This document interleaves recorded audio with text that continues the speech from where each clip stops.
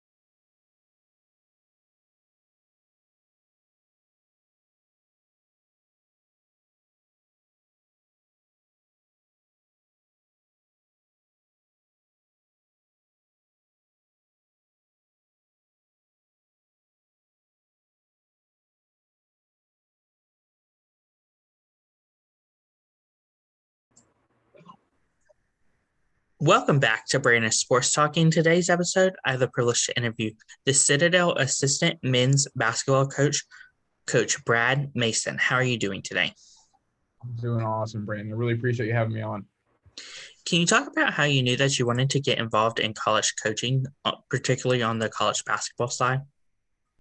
Yeah, absolutely. So I always knew that I wanted to kind of stay in basketball, make it a profession for as long as possible. And I knew I wasn't going to be skilled enough to play at a very high level, and so that's when I kind of fell in love with coaching and wanted to make a difference and be around the game as much as possible. So started at a pretty young age, trying to learn the game from the X's and O's route and be around it as much as possible. And I've been very fortunate enough to have it turn into a profession. And it's been, very good to me. And so that's how we always kind of knew coaching was something that I wanted to do. I love the competition that comes with it. I love being around the guys, kind of forming those relationships with our players and fellow coaches also. So it's been great for me. I've loved every single minute of it. And it's been really, really good to me. How did you know that you wanted to get involved in college basketball? Mainly the competition with it and the relationships, like I kind of said in previously. I love the recruiting aspect of it, building those relationships with the guys, getting them on campus, building that relationship through the 4 years, and then kind of seeing their progression from a wide-eyed 18-year-old to a graduating senior, kind of how they really mature through that process. And then the competition aspect of it is really hard to beat. I think anybody that's involved in sports, they love to win and hopefully hate to lose. So winning's awesome, losing is terrible. And so college basketball, I think, is kind of the best of the relationship part and the competition part. And so that's what I've really enjoyed out of college coaching so far. What was it like, obviously, joining the Citadel, the basketball program on the coaching side? It's definitely different than any other college program in the country besides your three service academies and VMI. It is a military school, so you have that aspect of it. So it takes a little bit longer of a recruiting process with some high school kids, and it takes a very kind of special and unique kid to make it at a school like ours. It's not for everybody, but that's what we really see the value of it in our school. And once they get on campus, kind of get through their 4 years, they're so much farther along than really any other kid their age because of the work ethic and structure that a school like ours kind of instills in them. And I think that's really kind of the cool part about a school that we have and the program that we have is we say it's bigger than basketball, and for us it is. And we love to win games, don't get me wrong. And we put a lot of time and effort and everything like that into winning games. But at the same time, we know that the ball's going to stop bouncing for everybody. And having a Citadel degree whenever you're done playing, and hopefully, you're playing for money one day after your 4 years here, you've got that degree to kind of lean back on. And a lot of our guys, they're almost more successful whenever they're done playing basketball. And we think that's kind of the cool part about a program like ours is it really sets yourself up for success in whatever you choose to do whenever the ball is done bouncing. Of course, being a service academy, what is it like, obviously, going as a coach to coach a service academy versus obviously coaching like a D1 school like Carolina State? Right. So it's a little bit different with us. There's no service required after graduation at the Citadel.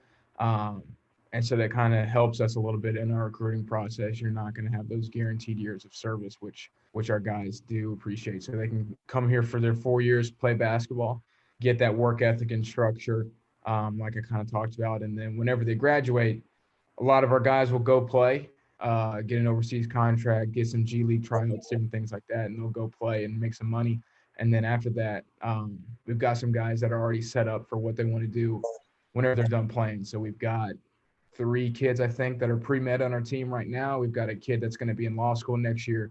We've got a couple engineers on the team. So, guys that really push themselves on and off the floor, which I think is great. And we don't really have to do too much of it. They're very intrinsically motivated whenever it comes to what they want to do, whenever the ball is done bouncing.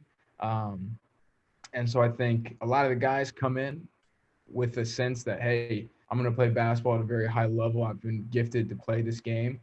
But at the same time, I know that this is the next step that's going to get me to where I want to go in life. And so, like I said, with that work ethic, with that structure, and then us just trying to help them out any way we can when it comes to networking or connections or anything like that, really kind of sets us apart from some different Division I schools that it's maybe only basketball or bust.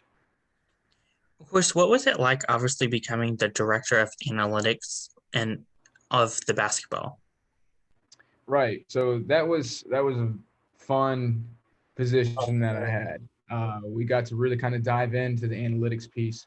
I made really good connections whenever I was back in Dallas working for the Mavericks, with a guy specifically named Terry Sullivan. He's their director of internal analytics for the Mavs.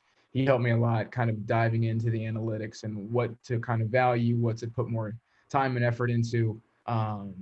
And I kind of took that from Dallas and brought it with me whenever I got the job here with the Citadel. And so we really kind of track a lot of things that are very, very specific that can kind of be translated easily to the players, easily to my boss. Because all those numbers are great and everything, but if you can't really take all those numbers and tie them into, hey, how can this help us win games, then you're just kind of wasting your time. And so Terry really helped me kind of focus on what was important, be able to take all that data, make it into words that our players can understand and their coaches can understand, and then win games because of it. Of course, what was that experience like, going to obviously the Dallas Mavericks and learning from them and coming back obviously to Citadel to obviously help your college athletes get on to obviously the NBA style? It was good. It was very good. I was on the business side working for Dallas, and then make a lot of really good connections with the people up there. Terry was one of them. Donnie Nelson was one of them. And a lot of those guys just really take a lot of their time out of their day to help me as a kid that, was really just trying to break in. And so I took a lot of that knowledge, tried to be a sponge every time I was able to have dinner with them or meet with them pregame or anything like that. And just try to be a sponge, take everything that I could. Mike Procopio being one of them. He was great to me and everything like that. And so take as much knowledge and information, learning from the best of the best, and then take that here with me to Charleston to where I could bring immediate value whenever I was hired on to be a GA. What was it like, obviously, as the director of operations? So it was a challenging job. I think most Dobos would agree. A lot of the things that kind of go wrong are out of your control, but you just kind of have to roll with the punches and kind of go with it.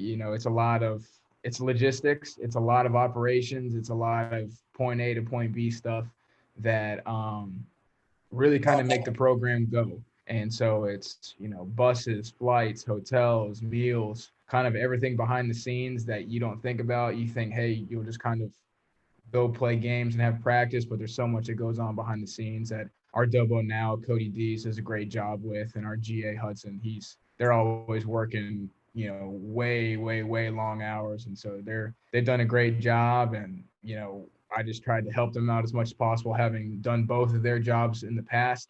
I try to always, let them learn when they have things that they need to learn, but at the same time, just kind of try to be there for them. And hey, whenever I was in your role, I kind of did it this way, and this is what I did right, and this is a lot of stuff that I did wrong. So try not to make the same mistakes I did, type deal. And so it's a job that you kind of really have to be organized. That was kind of one of my biggest strengths with my organization, and that kind of helped me be successful at it. But it's a job that a lot of things can go wrong that are out of your control, but you have to kind of be on your P's and Q's to really be successful at it. What was it like in 2020, obviously being promoted to being the assistant coach? It was interesting with the COVID and everything going on. Challenging for sure. So I spent my very first time that I was able to actively recruit kids. We were doing everything over Zoom, phone calls, and then we were watching game film through live streams. And so we were just sitting in our offices that entire summer. Myself and our associate head coach, Jack Castleberry, we were just sitting there watching games over and over and over again, pretty much every weekend we could, that was able to recruit. And then from there, it was phone calls and Zooms. We actually signed one of our freshmen, Jason Roche, off of just watching him play through Zoom, and he actually didn't even get to play any organized games during his prep school year. So it was challenging, to say the least. It was a lot of phone calls and text messages, and couldn't see anybody in person, couldn't have them on campus or anything like that. So it was challenging, but unique in the fact that it was all that I really knew, because I didn't have anything to kind of compare it to. And so for me, it was just kind of like whenever I was our Dobo, you just kind of rolled the punches. So I was fortunate enough to get bumped up, working for, in my opinion, the best boss in the country. So after I got bumped up to assistant, it was just, all right, well, we can't go anywhere. We're just going to sit in the offices and watch games and talk about the kids after that, and, text, call them, anything we had to do. And so it was all that I've known, so it wasn't too bad. But this past off season, being able to hit the road and recruit and, make relationships with different coaches on the road, and kind of actually seeing how tall a kid is in person, not just, hoping that the coach is telling you the truth, was a lot more fun. Something I obviously prefer. I think probably every coach in the country prefers it, but it was unique in 2020, to say the least. But, just another thing, rolled the punches. We had a blast doing it. Definitely, prefer it this way, being actually on the road and everything like that. But at the same time, that's all you can do. Everybody else is doing it, so you might as well just make the most out of it. What are some of the things that you have accomplished so far as the assistant coach at Citadel? For me, I just try to bring value wherever I can. And so trying to relate to the players, being close with their age, I think helps me out a little bit with that. Being somebody that they can come to talk to with anything, whether it's basketball related, girlfriend related, family related, classes, whatever it is. I try to just be there for the kids as much as I can. And we've got 15 guys in our locker room who are absolute just awesome guys. They love being around each other. We love being around them. And so it obviously makes that aspect of the relationship piece that much easier. And so, for me, I try to be patient, kind of a cool, calm, and collected voice in our program. But at the same time, maybe the players coach idea. I know, Coach Freeman on the Notre Dame football had a great quote about being the player's coach, but also demanding the most out of his players. At the same time, we try to kind of take that aspect into it as well. We try to treat our kids with the most respect that we possibly can, and make their lives, it's a challenging place at our school. And so we try to make basketball fun. We play in a very, player-friendly system. We lead the conference in points per game. Coach Bachman has led the country in points per game. And so a lot of freedom with our offense, but at the same time, we demand the most out of our players. So that's kind of a little bit of the value that I try to bring to our guys, just trying to be, you know, a bigger than basketball voice with them to where I can help them out any way I can, whether it's, you know, mental health, whether it's, like I said, girlfriends, classes, jobs after graduation, um, helping them get a contract overseas whenever they're done playing, whatever I can possibly do for the guys. Because at the end of the day, it's all about them. And it's been a blast. And like I said, we got 15 dudes in that locker room who are just a joy to be around. Who are some of the teams that you face in your conference? This is a great question. We play in the Southern Conference, which in my opinion is probably the best mid-major league in college basketball from top to bottom. So, I mean, we played Chattanooga on Saturday. We just played Western Carolina last night. And then every team in our conference, it's a fun conference to play in just because of how competitive it is every single night with like Furman, Wofford, UNC Greensboro, East Tennessee State. Sanford's really good this year. VMI, that's always a, you know, military school versus military school battle. So it's always a blast. Mercer brings in dudes every single year, and Coach Gary's got them, you know, rolling. So it's a very, very fun conference. It's a challenging conference because there's no, you know, cupcake teams that you can just ride off as a win, anything like that. You got to bring your A game, but at the same time, it makes the players play harder. It makes us, you know, be better coaches. And so I think that's really kind of what we like about our conference. It's you're playing guys that you see play, you know, G League, making crazy money overseas, guys playing in the NBA now, like Isaiah Miller, you know, guys that are Power 5 transfers transferring in, and guys that are transferring up to Power 5. And so it's, you know, every night it's a battle, a lot of fun, great conference. And so it's just, like I said, it's a dogfight every single night. What's it like, obviously, having those teams in North Carolina, like Western Carolina and UNC Greensboro, that you play against? They're good. They're really good. Like I said, Coach Gray, he's new at Western Carolina, and he's done a great job already within his first, I guess, 12-ish games or however many they've played. Really good. They brought in a lot of really good players. Like I said, we just played them last night. They're a very, very challenging team they're going to surprise a lot of people, I think, in our conference. And then UNC Greensboro, the last, you know, 5 years, they've been really good. And Coach Miller, obviously, being at Cincinnati now, he proved how, you know, good of a coach he is and how much of a winner they are in that program. Having guys like Isaiah Miller, James Dickey, you know, Francis Alonzo, all those guys that are making a lot of money playing the game now. And so playing them, playing Greensboro, they're always big, physical, aggressive. They're going to press you, put you in tons of ball screens, everything like that. So it's challenging. Like I said, there's not a team in conference that you can kind of just circle and say, all right, that's one win. You got to bring it every single night. Was it like, obviously, having those teams, like you said, that you're not just the only military academy, you have other teams that are military academy schools? Right. So, yeah, VMI, Virginia Military Institute, they're kind of our big rival, obviously. They'd probably answer it the same way. And so we end up recruiting a lot of the same kids. There's no love lost whenever we play each other. But at the same time, as soon as the game's over, you respect each other so much because you know the day-to-day that both the staff and players go through. You know, it's not easy to recruit to a school like this. Even, you know, it's hard to recruit to VMI as well, I'm sure. And so it's a lot of mutual respect. We're very close with their staff. But at the same time, like any other game, especially that game, whenever the ball tips off, you want to win pretty badly. And so a lot of mutual respect, both from the programs and the schools themselves. But anybody would be lying if they said that they didn't want to, you know, beat them pretty bad every time you play each other. But that just kind of adds into that friendly competition that everybody has, and sometimes it doesn't get as friendly, but, you know, that's college basketball. Of course, what does the recruitment process look like for prospective student athletes looking to obviously go to Citadel, in particularly, obviously, be a service academy? Right. Yeah. So that's a good question. And our recruiting process is a little bit longer than maybe most schools.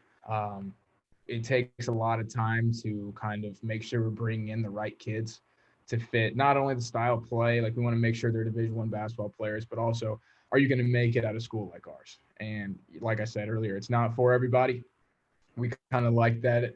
We like it that way. We see the value that the school has. And so it just takes a little bit more time in our recruiting process than maybe a typical school, because we don't want to recruit a kid. He leaves either after his first year or after the first week or anything like that. And then we're right back to square one recruiting for that scholarship. So it takes a little bit longer. We try to talk with every single person we can talk to, counselors, family members, coaches, anybody. Because it's obviously a big financial investment in the kids with a scholarship. It's a lot of time also with our time and their time. And we don't want to bring in kids that aren't going to make it at a school like ours and a program like ours. And so, we also have the academic piece with us. We had a team GPA this past semester of a 3.55. And to have all 15 guys have that as their average GPA is pretty special. A lot of 4.0s, a lot of Dean's List, a lot of gold stars. And so I think that's just one more piece that kind of adds to the depth and length of our recruiting process. But at the same time, it's worked out really well for us. Like I said, with the kids that are going pre-med, pre-law, engineers, business, everything. Like I said, 15 very, very special kids in our locker room. And we also take into consideration their opinions on kids whenever we bring them on official visits. If they don't think that they're going to be a good fit in our locker room, then it's maybe a kid that we don't want to bring in. But if they really like the kid, we think he can play at a high level and fit our school program, then, let's do it. Let's get him on campus and let's roll with it. But it's a lengthy process. It's one that our recruiting coordinator, Jack Housbury, has done a great job with bringing in the right kids that fit a school like ours and a program like ours, and are also, high-level basketball players. So it's a long process. I try to be as upfront and blatant and honest about that whenever I'm recruiting anybody, that, hey, like, we're not going to offer you very early. We don't offer kids very early at all. It's typically one of the last things we do in our recruiting process, because we think that the scholarship offer itself holds a lot of weight. We don't want to say, hey, we really like you, here's a scholarship offer, but we also have offered 15 other kids at the same position. We just don't think that makes the kid feel very special. And so we choose to recruit that way. It's worked out really well for us so far. And so we're going to kind of continue to do it that way. Of course, what are some of the challenges that you have faced, obviously, in the recruitment process as being a service academy? Sure. Yeah, there's a lot. First off, like I said, with it being a military school, a lot of the kids don't want to do that right off the bat. And yeah, like I said, it's a tough place to be. I think any kid that's kind of gone through 4 years at any of the 3 service academies or here or BMI, they'll tell you straight up, like, hey, it's a tough, challenging place, especially your first year. You're going to have bad days. That's when you really kind of lean on the relationship you build with the coaches, players, and other students that aren't, involved directly with the program. So there are challenges, things as small as haircuts to, anything else that comes with the military stuff, wearing a uniform every day to class. Some kids just don't want to do that. And, that's fine. I don't blame them at all. Myself at 18 years old probably wouldn't want to do it either. And so I completely understand. But also I can tell you right now, myself at 18 years old was not as mature as the 15 guys that we have in the locker room now. They're extremely mature. They have kind of a very, very bigger picture in mind at a very young age, which is extremely impressive. And so they can really excel, not just get through it, but they excel with the military part. Whether it's waking up early for formations, doing SMIs on Saturday mornings, they kill it every single day. And so it's challenging. Like I said, it's challenging to recruit to, but at the same time, our kids do a great job. And we couldn't be happier with how they perform on the military side of the school. What does the official visit look like for prospective student athletes looking to obviously go to Citadel? It's a lot of fun from what we've been told from our guys. We try to bring them in, catch a football game, a lot of fun environment at the football games. And then from there, we'll take them out to eat downtown Charleston. It's, in my opinion, probably the best food capital in the United States. I mean, if you like seafood, there's not too many better places to go. Everything caught that morning, it's fresh. I wasn't a seafood guy, but after being here for now, going on 4 years, it's hard not to be. Uh, Everything's awesome. The food's incredible. You've got so many different options. You're right there at the beach too. So, I mean, campus is literally on the water. We have a boating center on campus to where our guys can go out and rent a boat, kayak, canoe, fishing poles, whatever it is, for extremely cheap, and kind of really just enjoy a little bit of time out on the water. And so that boating center was finished back in 2020. It's been awesome. We'll go out there and just do recruiting calls because you're literally just looking at the water. And so we really kind of use Charleston to our advantage. And it's a beautiful place with tons of history. The downtown's awesome to walk around at. You can go to Mount Pleasant, hit Shim Creek, and there's a bunch of restaurants right there on the water. And so we try to get them. We obviously do a campus tour because they're there for basketball, they're there for the school and everything like that. And then we'll kind of branch out a little bit, show them Charleston, show them the beach, different things like that. And so usually the weather is always about 85 and sunny with not a cloud in the sky. And that's Charleston, South Carolina for you. But other than that, I mean, it's a lot of fun. Our guys do a great job with the kids that we bring in, kind of taking them in, showing the relationships that they have with all the players and stuff like that. And so they really feel very welcomed with the players and the staff, because at the end of the day, they're going to build relationships with the players and spend the most time with them. So whether it's a good or not a good fit, we want to know from our guys, and they do a great job kind of making sure that the kid feels welcomed and kind of building the relationships from there. They do a better job recruiting those kids than we do sometimes. What's it like, obviously, seeing those prospective student athletes put on that powder blue Citadel's jersey? Say it again. What is it like, obviously, seeing prospective student athletes put on that jersey on the official visit? It's awesome. It's awesome. The photo shoot for them is one of the funnest parts. Parents love it. Mom's always got her phone out taking pictures. Dad's jumping in the picture with them, holding the basketball and everything like that. And I think that's when it kind of really can kind of hit the kid that, hey, this is a real thing. A lot, closer than I ever imagined it'd be. And you can really kind of see a kid get excited whenever they put that jersey on. And then we also get excited because, we put so much time and effort into trying to recruit the right kids, and kind of seeing them in a Citadel jersey is pretty special. So we get excited. The kids get excited. It's something that they can obviously, kids these days, they love throwing all that stuff on social media, texting it to their buddies, girlfriends, everything like that. So they get a good kick out of it. They've got all the different poses with the basketballs that they like to do. But at the same time, it's special for us too, because like I said, we've put in all that time and work, and to see them in a jersey, see them get excited, see mom and dad get excited, it's a pretty cool moment. And then, they get to tweet it out whenever they commit. We get pumped up for that too. So it's a fun thing to have happen. What advice would you give prospective student athletes, high school athletes looking to play college basketball? Yeah, that's a tough question. It's a tough one that a lot of kids maybe don't really understand just how much work it takes to get from high school to college. Obviously, just with the sport that we play, you do have to be blessed a little bit genetically with height, being able to jump. That'll helps a lot.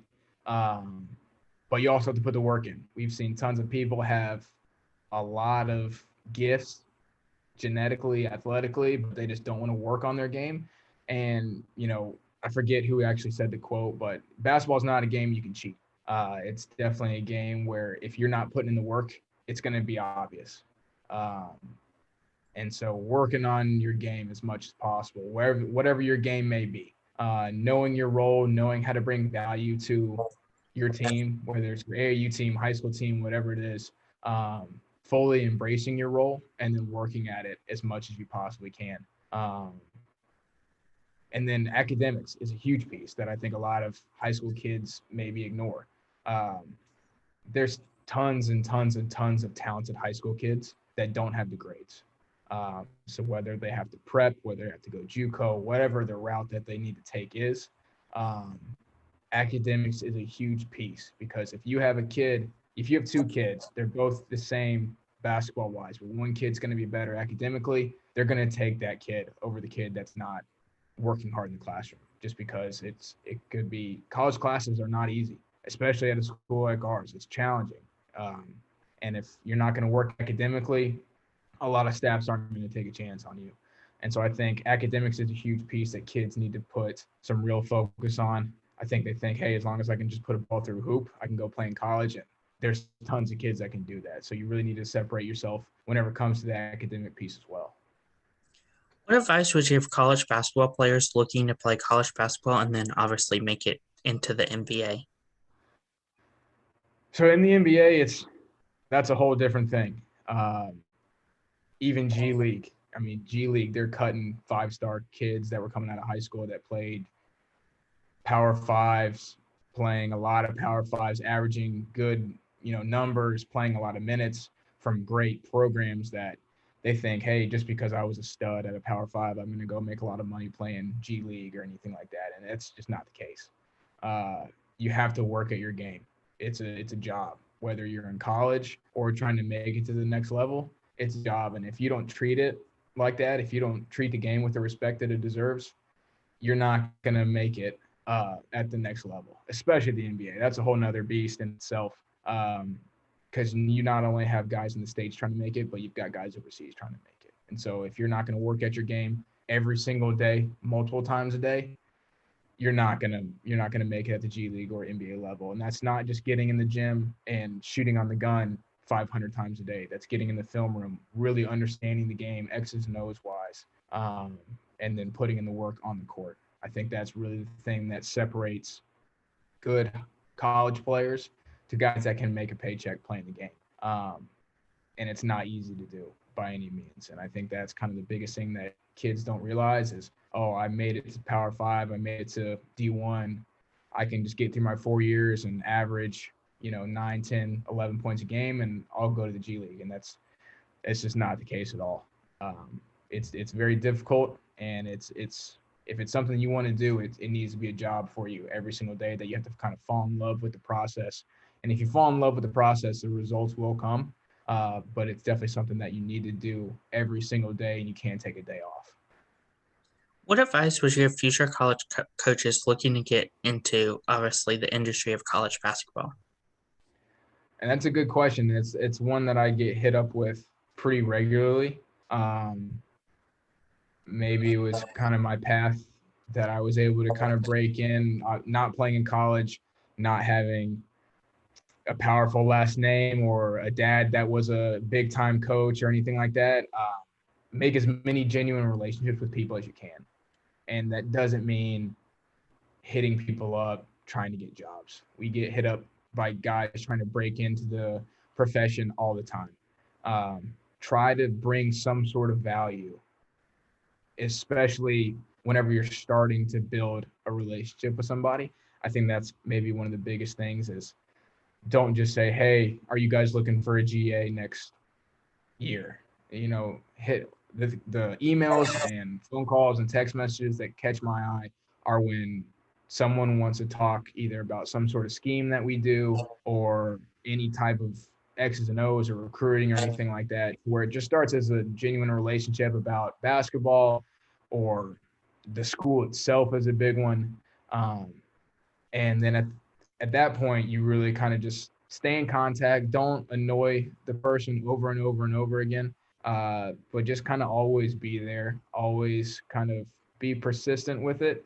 And I think that's really what's kind of helped me in my kind of breaking into staff here on the Citadel. And then a lot of the kids that I still stay in contact with that we're trying to break in, that have broken into our profession now, we still stay in contact, just based off of the relationship that we built, 2 summers ago, 3 summers ago, while they were trying to break in, because I knew what it's like to try to break in. It's not easy.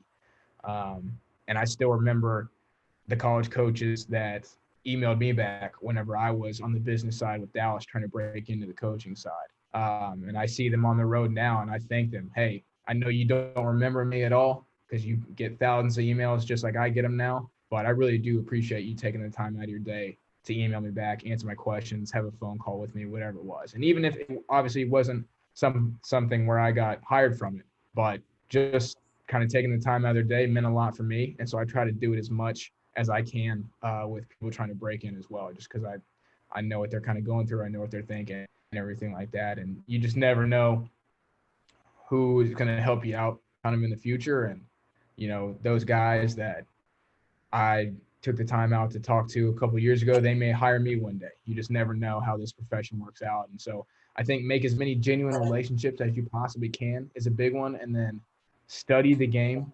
You don't need to be a giant master at X's and O's as a GA. Just do your job and do it very, very well, whatever your job is. And don't ever think that any job's too small for you. Whether that's meal orders, anything that you can possibly do to help out the players, whether it's working them out, rebounding for them, anything, whenever you're a graduate manager or anything like that. Make your head coach's life as easy as possible, because that's obviously the boss at the end of the day, and that's what I try to do as a GA and Dobo, and now especially as an assistant. You try to make your boss's life as easy as you can. That's going to help you out in the long run. So relationships, genuine relationships, not just, hey, I want a job relationship, and then making your boss's life as easy as possible. Those are kind of the biggest thing. And then realizing at the end of the day that it's about the kids, it's about the players in your locker room. And you got to kind of treat that with kind of first and foremost that it's about the players. That, I think coaches sometimes get way too much recognition. At the end of the day, players are going to make plays, and they're going to kind of, I think, play a little bit harder for people that they can kind of have that genuine mutual respect with. And so I think that would kind of be the advice that I would give either younger coaches or people just trying to break in. It's a cutthroat profession also. A lot of kind of bouncing around, a lot of hours. Obviously, that kind of just goes without saying that if you're not prepared to work, then coaching is not the job for you. But it's a lot of fun. Winning games, there's nothing better. Recruiting kids, getting commitments from kids, nothing better than that either. And then building relationships with the kids whenever they get on campus is pretty special. That's great advice. Where can my listeners find you at on social media along with the Citadel Program at? Yeah, that's a great question. I might need to look at it real quick, but my Twitter is at Coach Mason _ I think. Let me double check real quick. Yeah, at Coach Mason _ and then our main basketball Twitter account is at Citadel Hoops. So shoot me a follow, shoot me a DM, whatever it is. Love to connect with anybody. And talk basketball, talk coaching, sports, anything. So feel free to. Those are the two main ones right there. Thank you again, Coach Brad Mason, for your interview, and best of luck in your future with the Citadel's basketball program. I appreciate it, Brandon. You have a good one. You can find Brandon Sports Talk on Facebook at Brandon Sports Talk, Instagram at Brandon Sports Talk, Twitter at Talk_Brandon, and you can find me on YouTube at Brandon Sports Talk. Don't forget to like, comment, and subscribe. Thank you again, Coach Brad Mason, for your interview, and best of luck in your future. Awesome. Thank you. You've been watching Brandon Sports Talk. Please feel free to like, share, and subscribe to Brandon Sports Talk on social media and on YouTube.